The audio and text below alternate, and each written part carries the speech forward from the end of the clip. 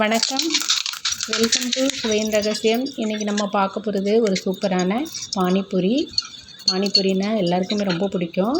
அது நம்ம வீட்டிலேயே எளிமையான முறையில் எப்படி செய்கிறதுன்னு பார்க்கலாம் வாங்க.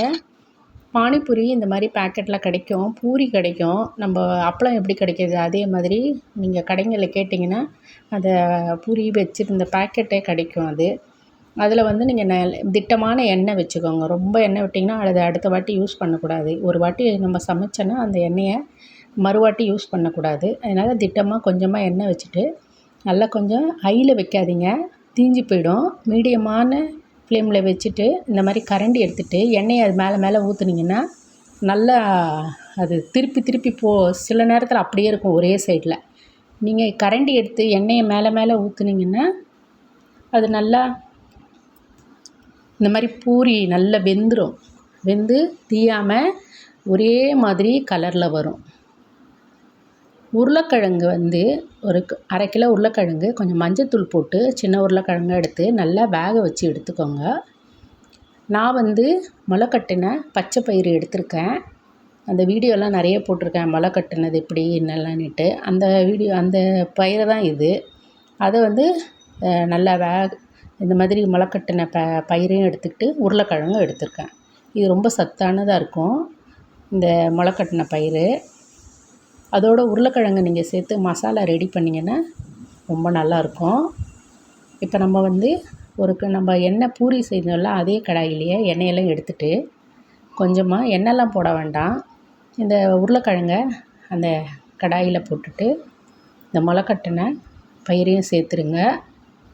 இதுக்கு தேவையான காரம், மிளகாத்தூள் ஒரு அரை டீஸ்பூன் மிளகாத்தூள், உப்பு ஒரு டீஸ்பூன், இதை வச்சு சும்மா லைட்டாக கலந்தால் போதும், ரொம்ப வேக வைக்க வேண்டாம்.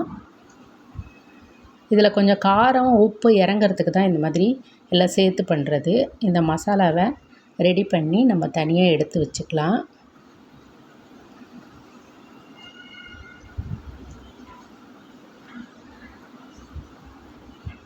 இப்போ நம்ம அதுக்கு மிட்டா பண்ணுறதுக்கு நல்லா தித்திப்பு வர்றதுக்கு வெல்லம் ஒரு கட்டி வெல்லத்தை எடுத்து இந்த மாதிரி நல்லா கட் பண்ணிவிட்டு பொடி பண்ணி தண்ணி கொஞ்சம் வச்சு ஒரு அரை கப்பு தண்ணி வச்சு கொஞ்சம் நல்லா கரைச்சிட்டு நல்லா இந்த மாதிரி இதுவான உடனே வடிகட்டி வச்சுக்கணும்.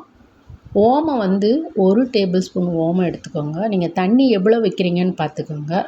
தண்ணி 1 லிட்டர் வேணும்னா ஒரு டேபிள் ஸ்பூனு ஓமம், அதை நல்லா இப்படி நல்லா இடிச்சிட்டு போடுங்க, அப்போ தான் நல்லாயிருக்கும். புதினா ஒரு பிடி புதினா அதை சேர்த்துக்கோங்க ஒரு மிக்ஸி ஜாரில். ஒரு பச்சை மிளகா, ஒரு துண்டு இஞ்சி, உப்பு 1 டீஸ்பூன் உப்பு, சர்க்கரை 1 டீஸ்பூன், முதல்ல போட்டது சர்க்கரை. இப்போ வந்து காலா உப்புன்னு கிடைக்கும், இதுதான் டேஸ்ட்டு கொடுக்கும். அந்த பானிபூரியோட தண்ணி டேஸ்ட்டாக இருக்கிறதுக்கு இந்த உப்பை தான் நம்ம யூஸ் பண்ணணும். இது கிடைக்கல, சூப்பர் மார்க்கெட்டுங்களில் கிடைக்கும், வாங்கிட்டு வந்து ஃப்ரிட்ஜில் வச்சுருங்க. கொஞ்சமாக தண்ணி விட்டு நல்லா அரைச்சிருங்க. அதுக்கப்புறமா தண்ணியை சேர்த்துக்கோங்க.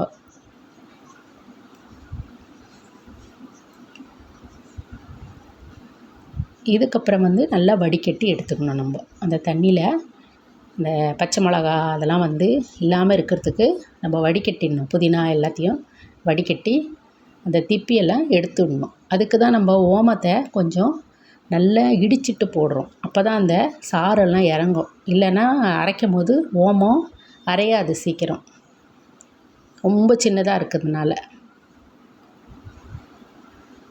இப்போ தண்ணி ரெடி ஆகிடுச்சு. இதில் வந்து பூந்தி நம்ம சேர்த்துக்கணும்.